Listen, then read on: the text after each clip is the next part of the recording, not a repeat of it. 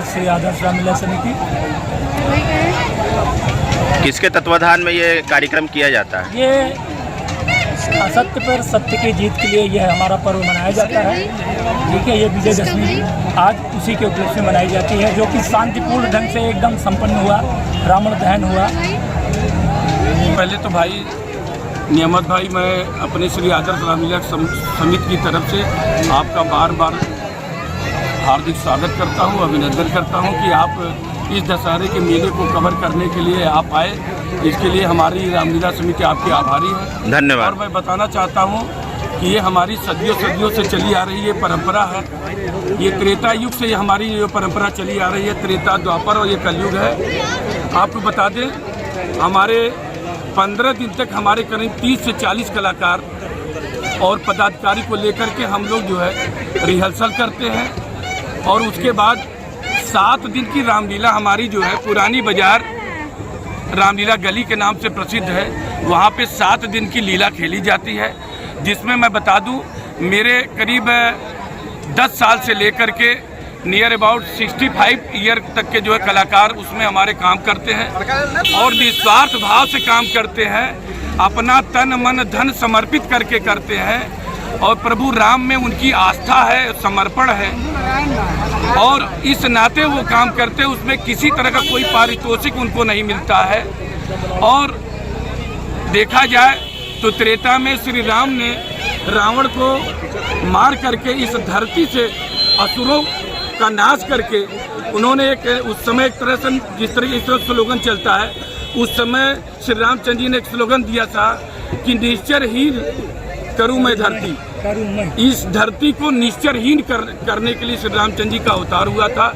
आज उसी का प्रदर्शन इस दशमी के भाग में श्री आदर्श रामलीला समिति के कलाकारों के सहयोग से किया जाता है, जिसमें करीब 20 फीट का रावण, जिसको हमारे सभी कलाकारों ने अपने हाथ से बनाया है।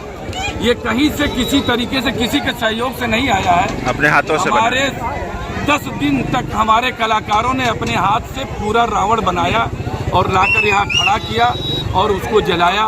और इस तरीके से हमारे सारे कलाकारों की मेहनत है। और मैं आपके चैनल के माध्यम से अपने नगर वासियों से जो हमको सहयोग करते हैं उनसे अपील करना चाहूँगा कि अगले वर्ष हमें अधिक से अधिक सहयोग करें। मैं उनको वचन देता हूँ कि मैं कोशिश करूँगा कि अगली बार इससे बहुत खूबसूरत रावण और कम से कम 30 फुट का रावण हम यहाँ पे लगवाने का प्रयास करेंगे।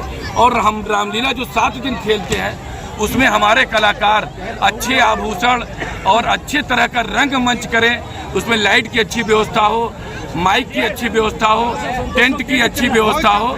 इसके लिए हमारे सारे कलाकार कटिबद्ध हैं। केवल हमें सहयोग चाहिए। जय हिंद, जय भारत, जय श्री राम। आप भी मौके पर मौजूद हैं। असत्य पर सत्य की विजय हुई। ये त्रेता से लेकर के कलयुग चल रहा लगातार आदर्श रामलीला समिति मछली शहर इस चीज की, इस परंपरा को लगातार निर्वहन कर रही है। और रावण का यहाँ वध हुआ और पूरी लंका जल करके साफ हो गई है। हम यही कहेंगे कि पूरे मछली शहर के लोगों को आदर्श रामलीला समिति का धन्यवाद देना चाहिए कि इस परंपरा को उन्होंने रामलीला के तहत जिंदा रखा। इस बार जो है 2025 में कौन कौन से पदाधिकारी हैं, नाम बता दीजिए उनका।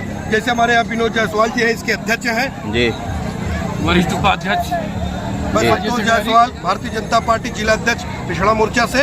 बाकी सभी पदाधिकारी कहीं कहीं इधर उधर लगे हुए हैं। मनोज अग्रहरी उर्फ रिंकू जो है वो उपाध्यक्ष है।